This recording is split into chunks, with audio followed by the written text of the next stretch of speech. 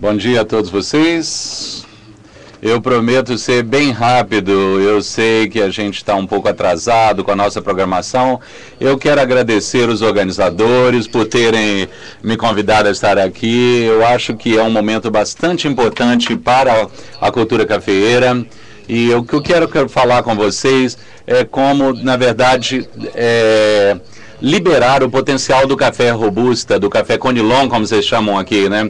Eu acho que, na verdade, no mercado, o pessoal ainda está esperando a descoberta do café conilon no mercado internacional de uma certa forma. E eu acho que a indústria precisa conhecer mais disso aí em alguns países em que, para os quais vocês ainda não exportam. Eu sou o diretor executivo do Instituto de Qualidade do Café. E a nossa missão que nós temos é trabalhar internacionalmente para melhorar a qualidade do café e a vida das pessoas que produzem o café. O Instituto da Qualidade do Café, na verdade, é uma fundação educacional da Associação de Café dos Estados Unidos, que foi formada em 1995. Basicamente, o que nós reconhecemos, na verdade, é que a Associação do Café Americano essencialmente está trabalhando há 3 décadas de como diferenciar a arábica e criar uma indústria de cafés especiais que com os produtores, inclusive para gerar preços melhores, mais justos para o café. Sentimos que o preço, que a hora tinha chegado para colocar também o café robusta ali. E isso nós começamos a trabalhar então para descobrir pessoas que pudessem nos ajudar a fazer essa diferenciação do arábica do conilon. Simplesmente, principalmente por uma questão de sustentabilidade. Então, queremos agregar valor ao robusta, uma solução para um futuro mais sustentável para os produtores de café robusta. Os cafés premium, na verdade, essa vontade de oferecer isso virá dos consumidores e eles vão... então, precisamos de rótulos com certificação para, inclusive, falando sobre a floresta tropical, sobre a floresta amazônica e sobre os certificados que o café tem. Um problema com o café robusta, principalmente, é a questão de preço, né? Nos anos 80, nós tivemos um diferencial entre robusta e arábica que era, nos anos 80, era pequeno. Mas depois do ano 2000, essa diferença aumentou bastante e essa diferença entre arábica e robusta ficou muito grande, representando uma grande perda de potencial, de renda em potencial para os produtores de café robusta. Para algumas pessoas, eles olham isso que eu estou mostrando aqui e dizem que o problema talvez seja um crescimento enorme do Vietnã no mercado, que apareceu aproximadamente 10 anos atrás, que chegaram até 19,6 milhões de sacos, como vocês podem ver, 2010 e 2011. Mas o Vietnã é definitivamente o maior produtor de café robusta e eu digo que não é, na verdade, só isso, a questão do crescimento do Vietnã, mas também essa questão do robusta ter a tendência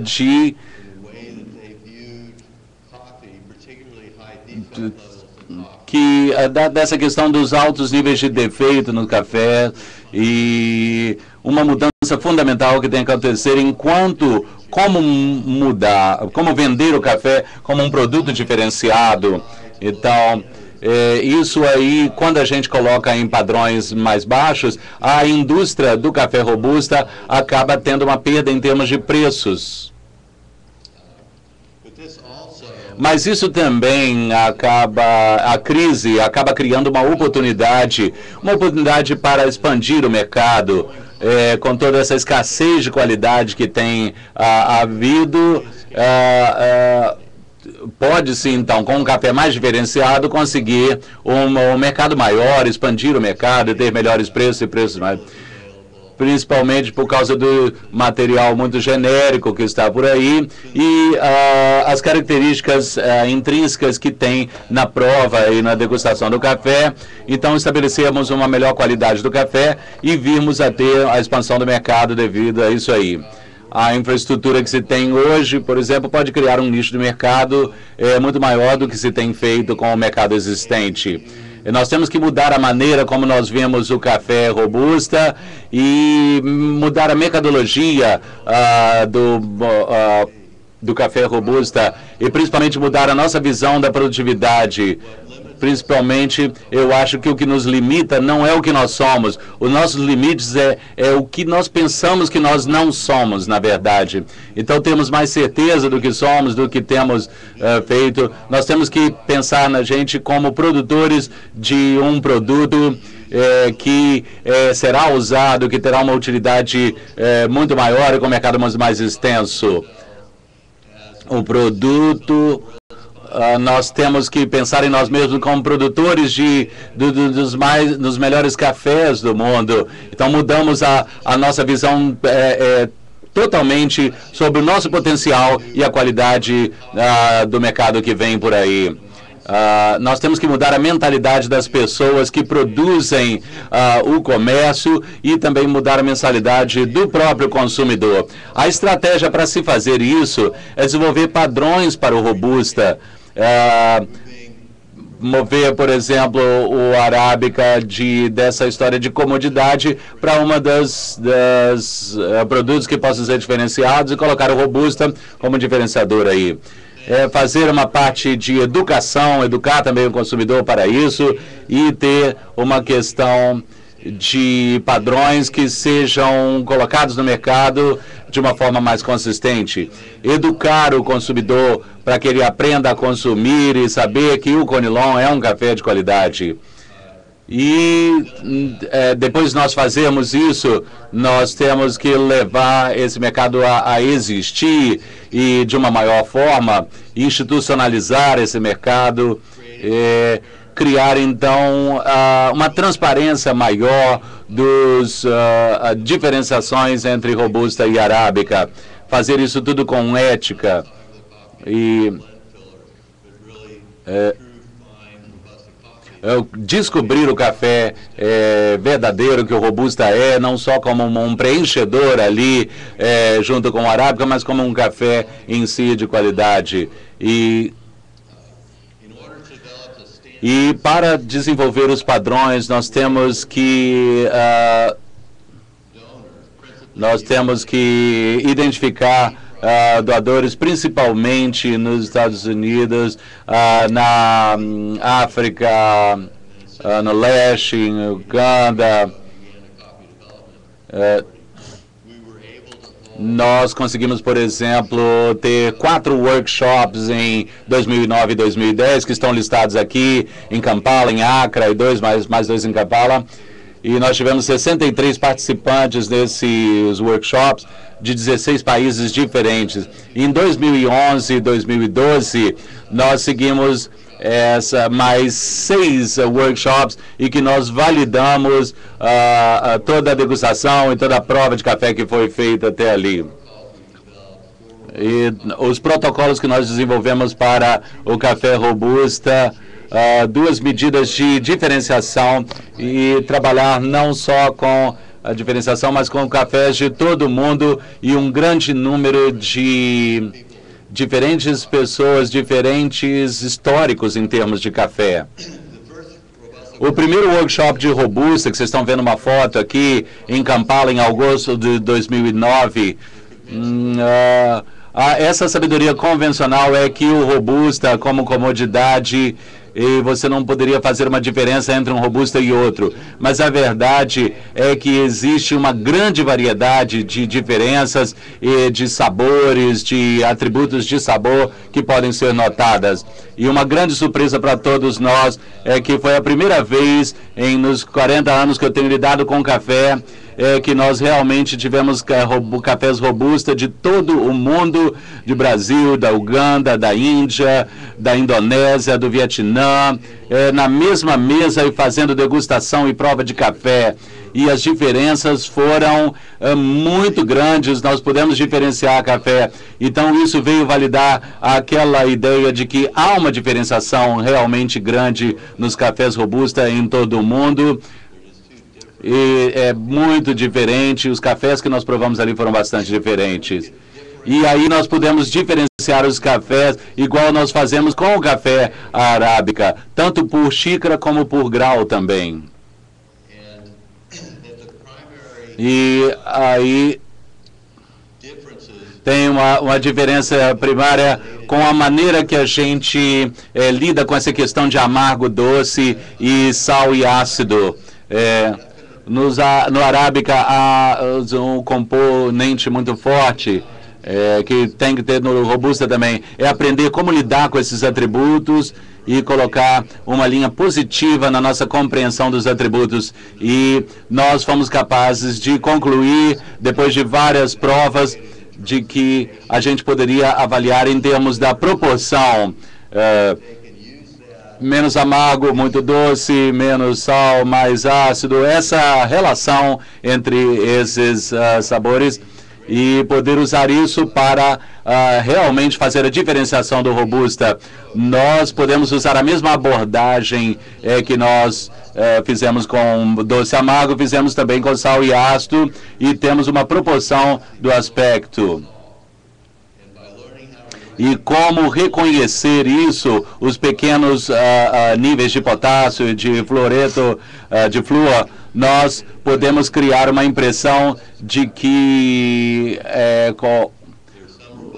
um termo brasileiro que é macio, né, suave, acho que o termo que se usa aqui no Brasil é suave, né? Nós aprendemos também muito sobre a questão de torrefação, né, das amostras, que é muito mais difícil do que se torrefar o café arábico, né? Você tem uma superfície de grão mais escura e você precisa ter uma distribuição melhor de cor entre o grão inteiro e o grão moído. Mas mais do que o café arábica, o robusta, ele tem que ser torrado de uma forma mais consistente para realçar o sabor. E baseado nisso, nós tivemos um programa de treinamento, então, para os degustadores, os provadores de café robusta, da mesma forma como fizemos com os degustadores de arábica, onde realizamos 22 testes individuais para que nós pudéssemos fazer a degustação disso aí, envolvendo esses 22 testes em pessoas que puderam aceitar ser degustadores de café robusta. E as diferenciações precisas que nós fizemos foram baseadas na qualidade da xícara e que se tornaram mais e mais consistentes. De 80 ou mais pontos era tido então como café ótimo, robusta. Nós ficamos muito firmes nisso, nós não tivemos nenhum tipo de proteção para o robusta em relação ao arábica, nós usamos os mesmos padrões, só usamos atributos diferentes para o robusta, mas fomos bastante firmes com a avaliação do café e dissemos que além de 80 pontos, então, seria considerado um café ótimo. E fizemos toda essa degustação às cegas para que se pudesse realmente realçar a diferenciação. E você pode fazer uma diferenciação bastante diferenciada do café.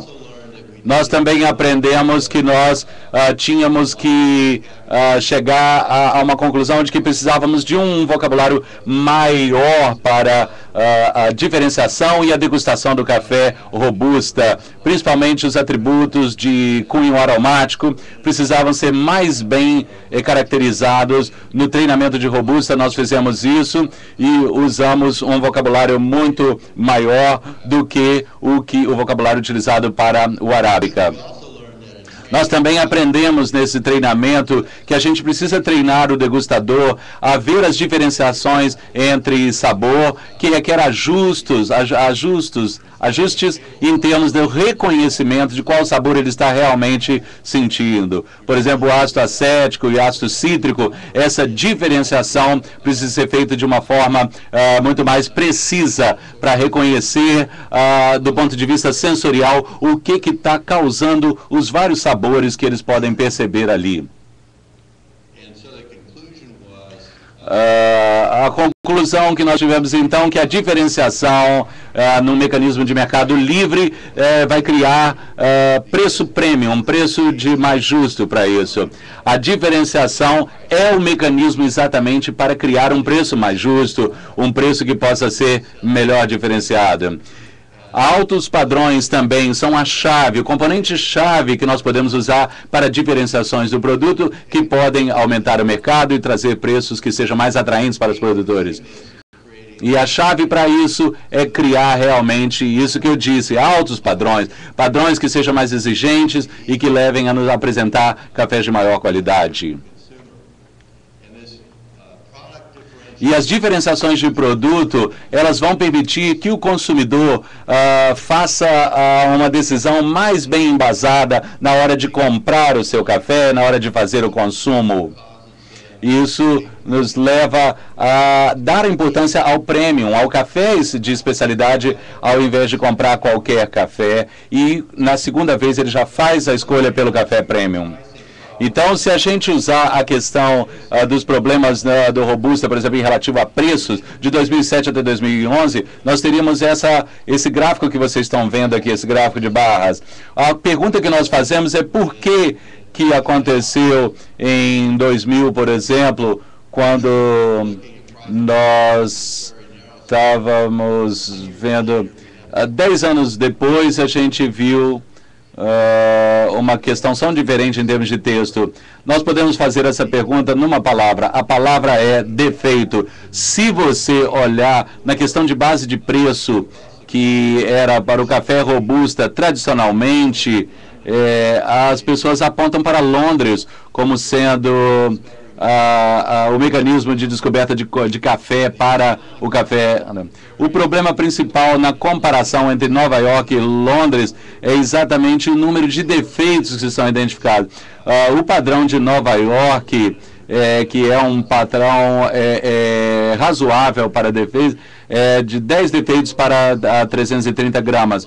Mas se você olhar em Londres, a abordagem de defeitos, eles têm 400 defeitos de 500 gramas, por exemplo, 400 defeitos. Então, é um nível muito alto de defeitos para realmente fazer um valor efetivo do café. Então, é uma questão institucional que está trabalhando contra o café Robusta. E isso precisa mudar com o passar do tempo para que essa parte da indústria do Robusta possa apresentar crescimento de fato.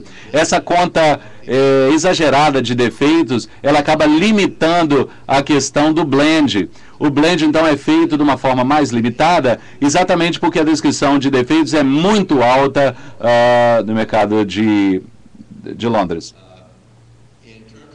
Se tivermos uma análise dos padrões de consumo por região, nós vamos ver que tem um nível muito maior de consumo na região ocidental da Europa, na Europa Ocidental, na região de centro e tal, se comparado com a África e o Oriente Médio.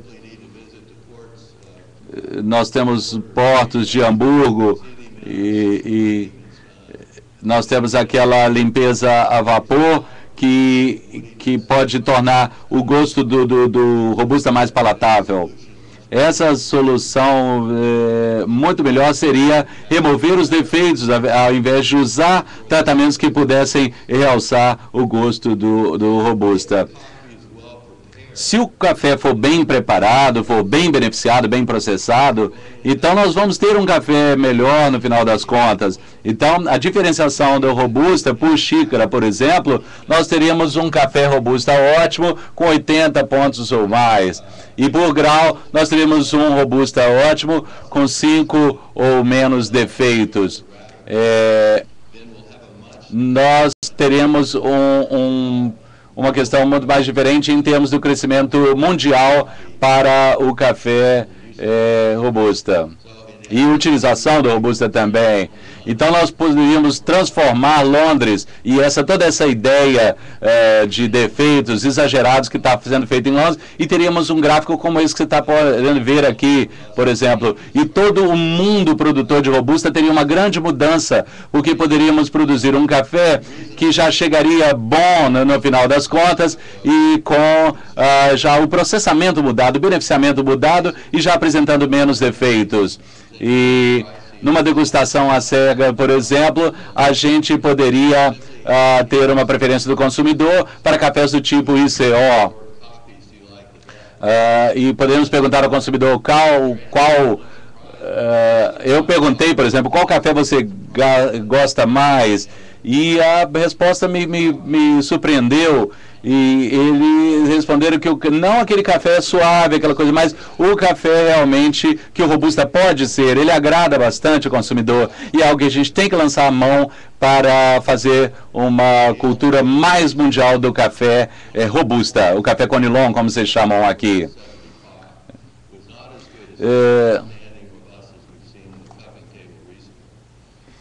Mas para muitos consumidores, isso a visão do café deles é essa. Então eu acho que nós temos que criar uma educação melhor do consumidor, porque há mercado para isso. Podemos realmente ter. Nós temos os consumidores, eles sentiram que a acidez muito alta fazia o café um pouco azedo. Na verdade, isso é questão de defeitos, é questão lá do beneficiamento e que pode ser mudado. Então, muito embora isso aí fosse uma questão de... não é questão de descrever como suave, mas é uma questão de educar melhor as pessoas para poder sentir isso bem. Nós temos que informar o consumidor melhor numa base mundial. 25% do mercado, na verdade, pagaria pelo café premium para um café robusta saudável, com menos descrição de defeitos e que pudesse ver aí ou Brasil ou Colômbia. O mercado está disposto a pagar melhor, eu diria assim. Nós poderíamos desenvolver melhor a cadeia de suprimentos, a cadeia de fornecimento para chegar a esse ponto. E se nós fizermos esses estudos melhores, essa melhoria na cadeia de fornecimento, nós poderíamos, por exemplo, mudar, olha esse gráfico que eu estou apresentando, como seria o blend de robusta e arábica, por exemplo. Poderíamos aumentar a participação do robusta nos blends muito disso aí. São poucos robusta hoje que são 100% robusta de fato. É difícil de encontrar às vezes, mas de qualquer forma a gente poderia mudar a maneira como a gente vende café. Nós seríamos capazes de fazer isso com o mesmo nível de confiança e de orgulho que nós vemos na indústria do arábica, por exemplo. Nós podemos fazer isso, pode haver isso. Todo o mercado cresceria e ao fazer isso a gente tentaria desenvolver essa cadeia de fornecimento melhor e basicamente o que nós estaríamos vendo seriam cafés de 5 ou 6 diferentes regiões que são grandes atores de mercado hoje. A gente compararia e veria as vantagens de ser... as vantagens da Uganda, por exemplo, estão no mercado, no material genérico, por exemplo... na Uganda tem uma qualidade de xícara, por exemplo, bastante boa, mas na Indonésia o que me surpreendeu, por exemplo, foi a variedade de microclimas que existem ali e quantos cada um dos cafés é tão diferente nos microclimas. Muito interessante. E na Índia, por exemplo, me parece que o processamento, o beneficiamento é bastante meticuloso, é feito de uma forma bastante cuidadosa. Isso é importante. No Brasil, com certeza, a diferença é a sofisticação da tecnologia que vocês usam aqui, que produz um café de altíssima qualidade. E no Vietnã, eu acho que A questão do Vietnã é tempo. Dê tempo ao Vietnã e você talvez vai levar uma década ou duas, mas você vai ver a qualidade que eles vão estar produzindo. Eu acho que, na minha visão, o potencial é muito grande de crescimento para o Robusta. Eu acho que as fontes de café vão crescer a 200 milhões de sacas, um mercado desse tamanho para os produtores, e porque simplesmente os consumidores vão estar aproveitando muito mais, vão estar gostando de café mais, o Robusta, vão estar aprendendo a diferenciar e gostar mais do Robusta de qualidade. Apresentando então o Robusta como um café diferenciado, um produto diferenciado no mercado, e manter a indústria do café crescente num mercado de 200 milhões de sacas por ano, até 250 milhões de sacas por ano, por exemplo. Eu acho que tem uma grande oportunidade, principalmente no desenvolvimento do Conilon, para a exportação maior de um mercado aumentado. Obrigado, muito obrigado a todos.